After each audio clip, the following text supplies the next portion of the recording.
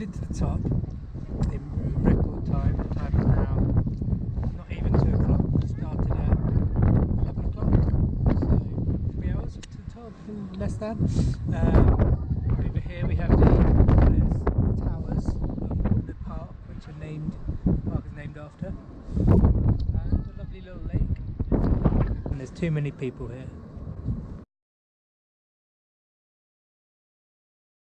So this is our little campsite on our first day. So this is Central Camp, which is where we hiked from when we walked up to the towers. You can see some pre-erected tents here. It's all under the trees because the wind yesterday was ridiculous. You're allowed to cook on these tables, or you have to cook in that white tent, which is literally there right the way through. So it's actually pretty basic here. And then if I take you out into the field, up the top there in the very, very distance, you can see the sort of back end here of where we walked up to see the Torres del Paine yesterday. And here is our little tent, looking a bit like one of those old school white stereos, sheltered in between the trees. In the distance, through these trees maybe, you can see toilet and shower block just through there. Which is pretty good because they've got hot showers, although we've never used them, and they've also got flush toilets. And here comes the big peach after having been to freshen up. Are you happy with the facilities? No. Oh, this is about as good as it gets, love, so... I'm fine. There's no locks on the toilet doors. So you didn't enjoy your pee this morning? No, there was a lock on that one. Oh, okay. I didn't enjoy it.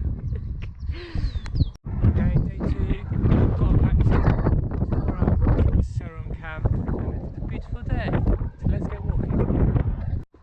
We're now 1k away from our second camping spot, which would have been our first camping spot if we hadn't decided to stay in the central camp so that we could go up to the Torres del Paine.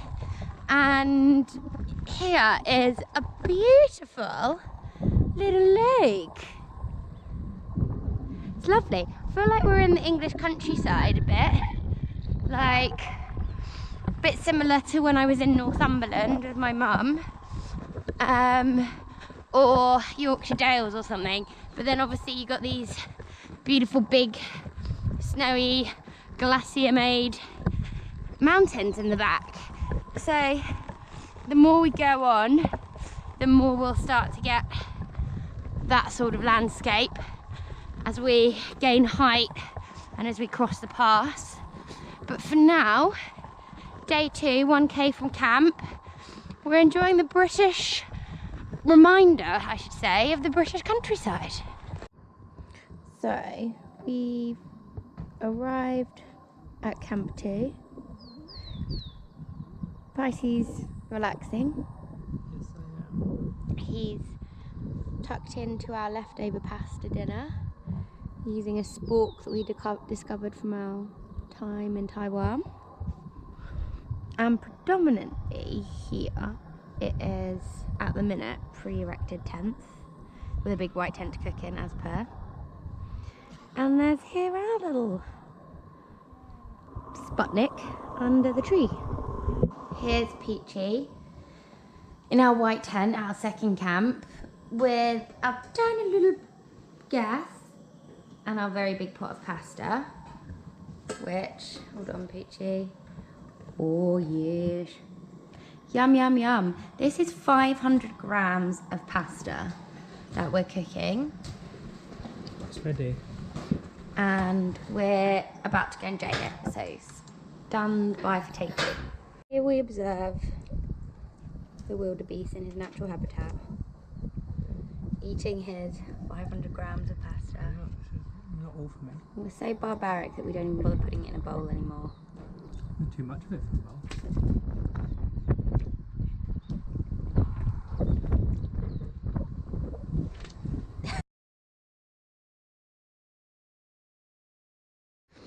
So we still haven't got this vlogging quite right because I'm showing you the campsite after we've packed up. But this is the day 2 campsite. There are some rather fancy geodomes here, which we didn't stay in. This is where you can cook and eat. So you're not allowed to cook on the floor by your tent, which we did all the time in our other camping because they're really worried about forest fires. Around here you have the toilets and the showers. Both of us actually had a hot shower yesterday, which was lovely.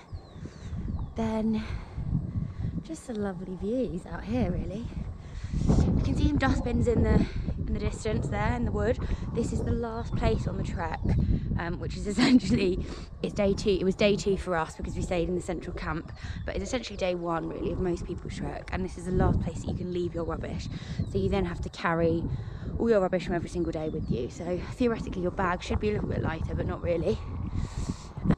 The walk commences from Seron to Dixon, and we're back to English country fields.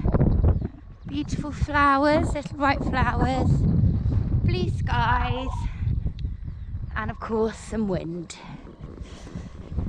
On day 1, when we walked the Torres de Paine, we saw quite a lot of people, which was probably to be expected, given that that's the route on the W, but also you've got day trippers.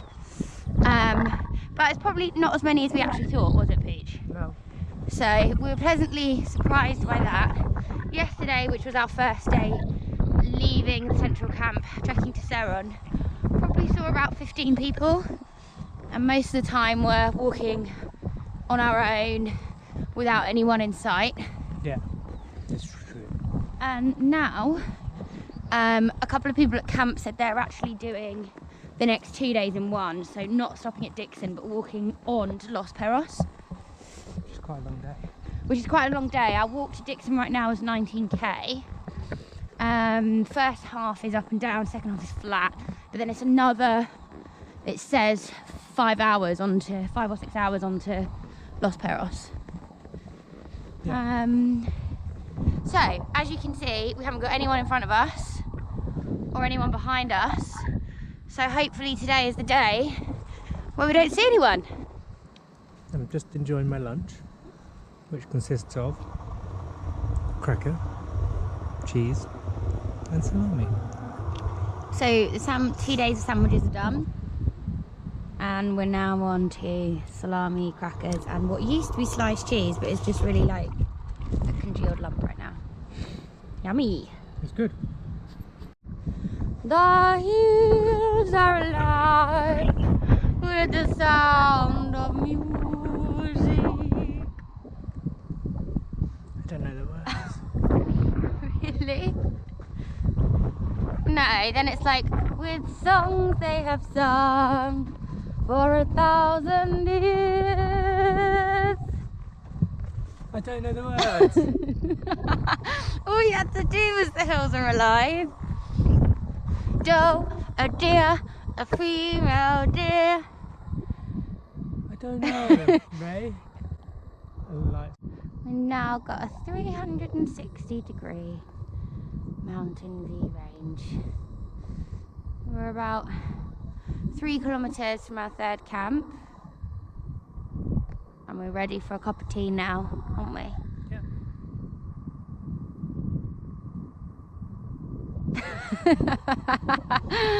Anything else to add? No. Pricey's had enough. Arrived at Lake Dixon. Yeah? Yeah. And in the very, very distance, that little sort of bit of land jutting out, you can see our campsite. So we're close. We're so very close. And it looks like a lovely spot actually. So this will be a nice place to spend the afternoon and have some tea. When we arrived at camp, we have to check in. We were told, which is a myth, weren't we, Pete? You could just rock up without a reservation. Definitely can't. You definitely can't. So they checked us at the checkpoint Coron, which is written in there. Excuse my dreadful pronunciation if that's not correct. Coiron. which is probably halfway to Dixon from Ceron. So you'd only get half as far, wouldn't you? And then the first thing we do when you arrive here is show your documents and your reservations at the main reception before you can set up your camp. So if any of your people are thinking of being sneaky, you can't. So we've now set our tent up. Here we are. The sun is shining like an absolute beaut. Look at that sky. And then we have just beautiful views of the mountain here. This is definitely the best campsite so far. There is, in that little hut there, toilets and hot showers. Here is the refugio where people who can't bother to camp sleep. And in that hut there is where we've got to cook. So there's no cooking allowed actually on the tables anymore, which was a bit annoying because we bagged ourselves a whole table. But there is a trail not far from this campsite which they've suggested to follow, which is 10 to 15 minutes, which goes through the woods.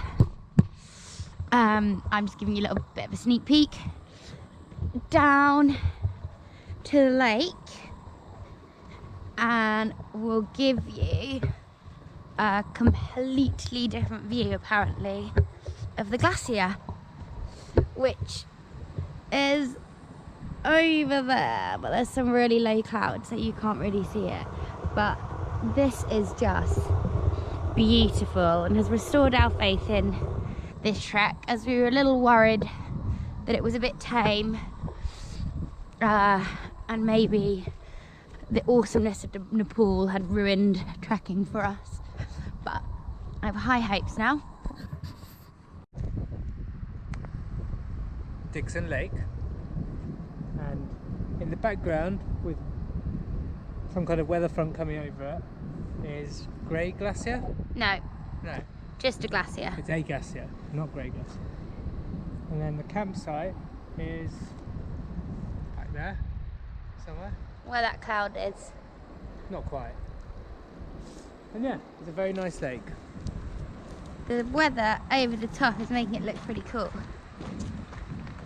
So this was an extra 10-minute walk from Dixon Camp.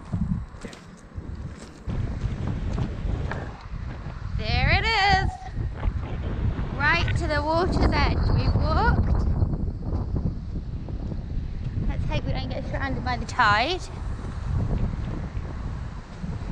And in the distance you will see the two sides of the glacier. This one here, pretty clear, and this one here, obscured by the cloud.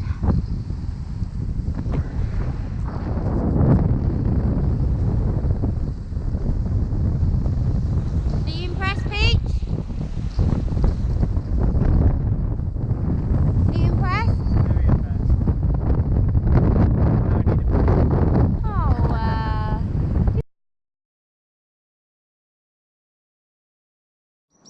Good morning.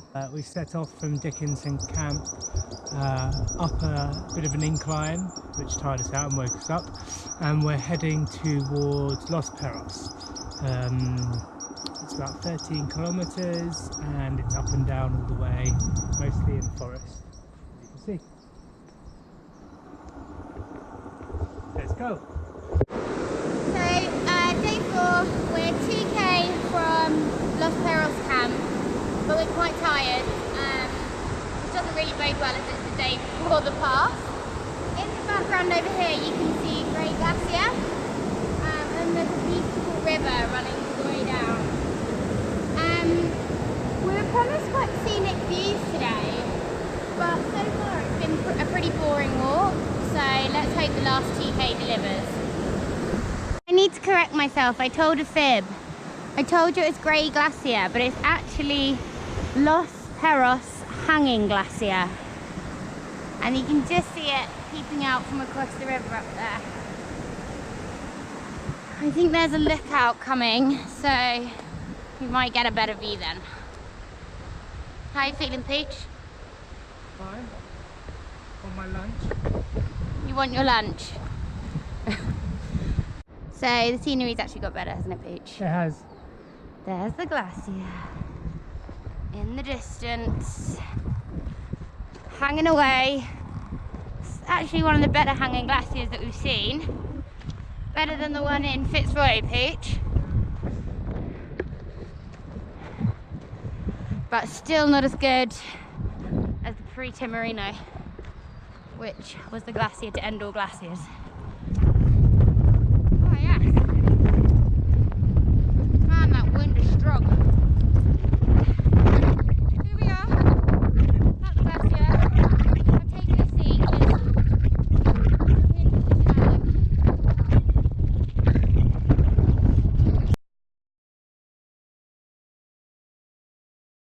It's past day. Hello, it's a lovely day. What time is it, Peach? It's 21 minutes past 6. Oh my god, we're flow. bang on. So we're leaving we're leaving Los Perros camp. This is where we camped, which we thought was an ideal spot given that we'd have a bit of a view, a lovely mountain in the background. I don't know if you can see it, but it's like there. But basically there's loads of flies and some sort of animal accosted our tent midday yesterday and came under the outer sheet thinking that it had been really lucky and ended up actually just stealing our dishcloth. But I'm venturing into this forest so I can show you. Oh, I don't know if I can get it. Maybe if I go through here. Hold on. Ooh. The absolute beautiful light on this mountain in the background. That mountain there looks absolutely amazing this morning. Oh, it's like being back in Nepal. The sky is like bright blue. Everything is just great. Today's gonna be a good day, hopefully. Yes, let's get going. Okay, the beginning of past day. And we've come out of the forest into this beautiful sky. And there's that lovely mountain that I was trying to capture earlier. Pricey, despite saying that he wanted to vlog, has sort of given up and refuses to go on camera and has stomped off. Pricey, have you got anything to say? That was a no. Oh, well, maybe he does. No? Nothing to say on our vlog. We're not going to get any sponsorship or be followed at this rate. I don't want sponsorship. Look, whose idea was it to vlog this? Not mine. Whose idea was it to vlog this? It's just so you don't have to write it. Oh, you lazy man. No contribution. So we're just coming up to the pass. And what a day we have for it. I mean, this is what we came to Patagonia for. The beautiful mountains, the beautiful sunshine. Life's good right now. We are lucky that our the weather is like this and not like the miserable day yesterday. Also probably shows that Pricey and I should get up a little bit earlier. We never really make it out before 9. 9 to 11 is our peak camping time. But we seem to lap most people on the way. So we don't see much necessity in getting out much earlier. Also, what's strange about Patagonia is, or at least the advice they give you here, is that generally we've found that the weather is better in the afternoons, particularly like 6 till 9 at night is really great. But here the advice is to get out early, and you can see why. There's some snow, and there's the valley where we just came from.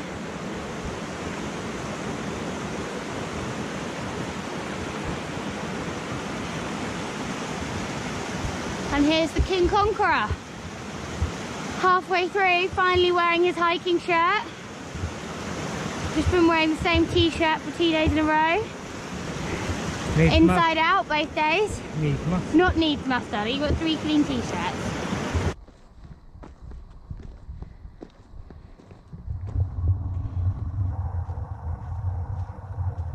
Behind you is Great Glacier.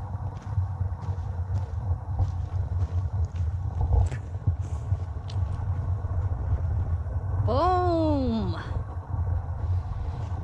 We conquered the pass. Now it's down to camp. Now Time for lunch and chocolate. it's 9:30. Pricey's already eaten his chocolate rations and is I thinking. still have my chocolate rations. You ate yours. And is thinking about lunch. My chocolate rations are here in my safety pocket. Yours are in your belly. I'm dreaming of chocolate. What is it that you want that you were just talking about 5 minutes? Either Maltesers or an advent calendar. No, before that. Chocolate chip cookie. Oh yeah, I'd love a chocolate chip cookie as well. So this is our plea, our Christmas plea. If anyone wants to send us an advent calendar that's reduced in the January sales, we will happily receive it. Those multi-packs of chocolate would be lovely. Oh right, yeah, okay. Like the little fudge ones and that's got fudge and twirls. Yeah, I know the ones. There's like 5 fingers in each one. Yeah. Yeah. Come on, Julia Price, hear our plea. This is the sort of thing that you'd be good at delivering to us. Yeah, but by post. Of course you can. That's not the point, it's the thought that counts. Tell your mum to bring it. Linda, get on your chocolate. Mama needs. Yeah, but knowing your luck, you'll end up with sunflower seeds. And a clementine. I don't want sunflower seeds. That's Linda Newton's approach. I'm turning the video back on immediately after I just cut it because I don't know if you heard, but Pricey just said, I'm going to eat my chocolate. There's the glacial lake. So we imagine that the front of this, which we'll see when we go to Grey Viewpoint tomorrow, looks a bit like Pricey Marino. And you can see, like, I don't know if you can see here, like the ups and downs is very similar to what we saw in Pricey Marino. Oh, it's like we're just so lucky with this day to have a bright blue sky in order to see this with no cloud, no rain. Although maybe like the stormy weather would make it really atmospheric and ethereal, but for us I think. And no wind, yeah. My wind-beaten lips though are still going strong.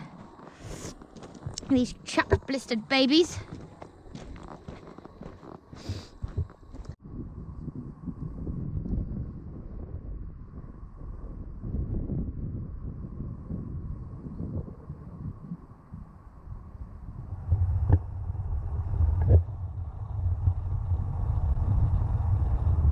What's your thoughts on the Torres del Paine National Park in general and the O as a route? Very nice national park. Such a bland statement. It's very beautiful. It's not like it's very foresty. It's not like this is an exception to the rest of the days.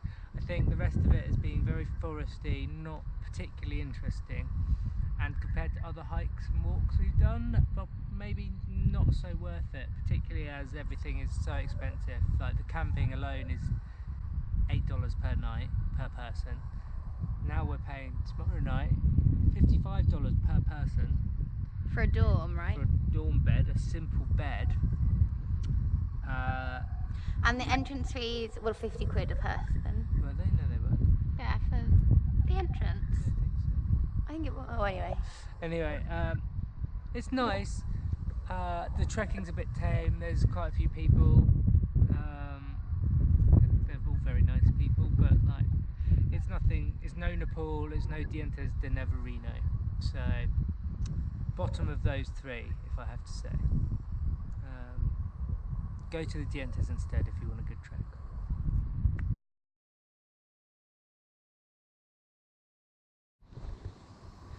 So this was our last night in Gus. For Yeah, until Nina and Rich arrive. Well, we've got 2 nights camping with them. But we bought him especially for this, well, for this and the Dientes, didn't we? Yeah, as well. And we needed one that would withstand the wind and keep us dry in the rain. And he has done. And thus we named him Gus, because he stands up to the infamous gusts of wind that the Torres del Paine is famous for. And now for our last 2 nights, we have a refugio tonight, which is Pricey shaking out the tent and hasn't actually emptied it, which is actually probably quite a welcome break, because sleeping on the ground for a week, we've done that a lot over the last month, so it'll be quite nice to have a bed. And then tomorrow, annoyingly, we have a pre-erected tent. So Gus is going to go away for a week until we are reunited with Nina and Rich. Bye, Gus. So after the absolutely stunner of a day yesterday, this is the day after, and this is Great Glass here, which is looking equally as beautiful in this. It's almost like twilighty. It's like a bit of like daybreaky. It's beautiful. And then these sort of grey ashy trees have been a lot of the scenery in a lot of Chile. Actually, there was loads of this in the Dientes. Yeah, it does look like they've been burnt, which is probably why it's possible, which might be why they're so diligent on the old. This one here looks completely burnt along the side. Diligent on the old cooking. So we're really pleased that despite not walking on to grey yesterday in the absolute beautiful sunshine, we possibly have a better day for walking. So we've now walked on our 7th day of walking. We left Cafe this morning, walked to Grey, which actually was, we heard it was a really nice campsite. The campsite was okay, but the refugio was really lovely, so we decided to stop and have a mint tea. And that's basically the beginning. Okay, so it's our penultimate day, and we've just left Paine Grande. This is our view. We come from that way, and it's a fairly nice but possibly.